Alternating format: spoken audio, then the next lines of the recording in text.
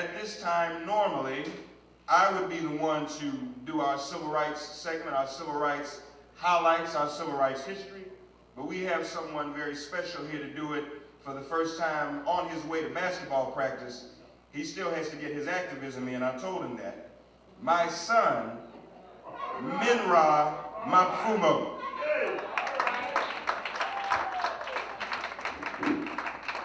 We will continue to fight the power that seems to never cease. For as long as we have no justice, they shall have no peace. No justice, no peace. No justice, no peace. What do we want? Justice. When do we want it? Now. What do we want? Justice. When do we want it? Now. Our moments in history takes us this morning to Selma, where we will soon go to March 1 across the Edmund Pettus Bridge from Selma to Montgomery.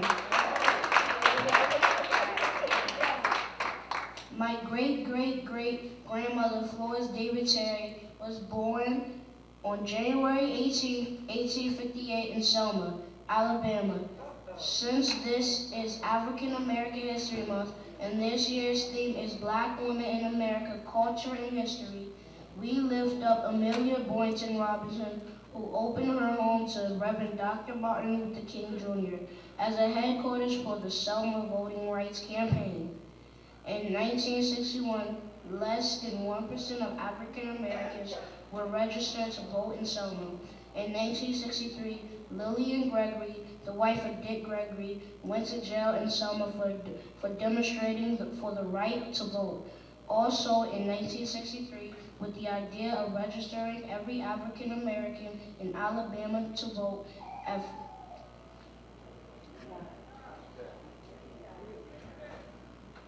also in 1963, another woman, Diane Nash, presented Dr. King's Southern Christian Leadership Conference with the idea of registering every African American in Alabama to vote. At first, Diane Nash was not taken seriously, but by February 4th, 1965, 47 years ago, Coretta Scott King joined Malcolm X at Brown Chapel to speak to the Student Nonviolent Coordinating Committee in Selma, and the Selma campaign was well underway. On the night of February 18th, 1965, around 500 people left Zion United Methodist Church and attempted a peaceful walk to the jail where young civil rights worker James Orange was being held. They were met at the post office by a line of police officers, sheriff deputies, and Alabama state troopers. The protesters were badly beaten. Another woman, Viola Jackson, her father and her son ran into Matt's Cafe behind the church. Chased by Alabama state troopers, police clubbed her 82-year-old father to the floor in the kitchen. The police continued to beat him, and when Viola Jackson attempted to pull the police off, she was also beaten. When her son attempted to protect her, he was shot twice in the stomach. Her son's name was Jimmy Lee Jackson. Diane Nash and her husband, the Reverend James Bevel, came up with the idea of marching from Selma to Montgomery to confront Governor George Wallace about the murder of Jimmy Lee Jackson. At first, they even wanted to carry Jimmy Lee Jackson's coffin with them.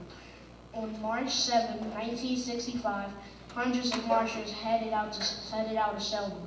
The march was led by John Lewis of SNCC and the Reverend Hosea Williams of SCLC.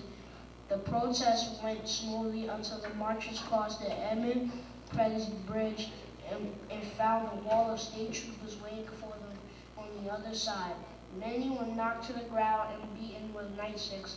Mounted troopers charged the crowd on horseback. Tear gas was fired. One tear gas canister was fired at point-blank range into the back of Amelia Boynton Robinson. Televised images of the brutal attack presented people with horrifying images of marchers left bloody and several injured, and built support of the U.S. Civil Rights Movement. The day came to be known as Bloody Sunday. In the same way that Jesus' blood was shed for all, Selma's collective blood was shed for all. No justice. No peace.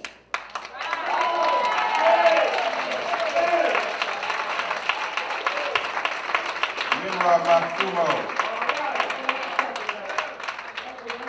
That's your first civil rights speech, I think. Amen.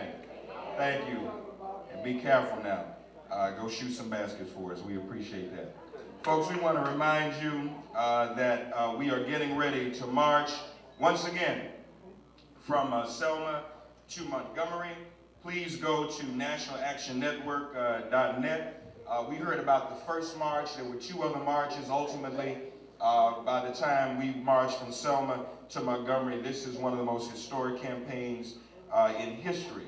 And we want to be sure that you know all about it. As Menra said, today, 47 years ago, Malcolm X and Coretta Scott King shared the stage in Selma.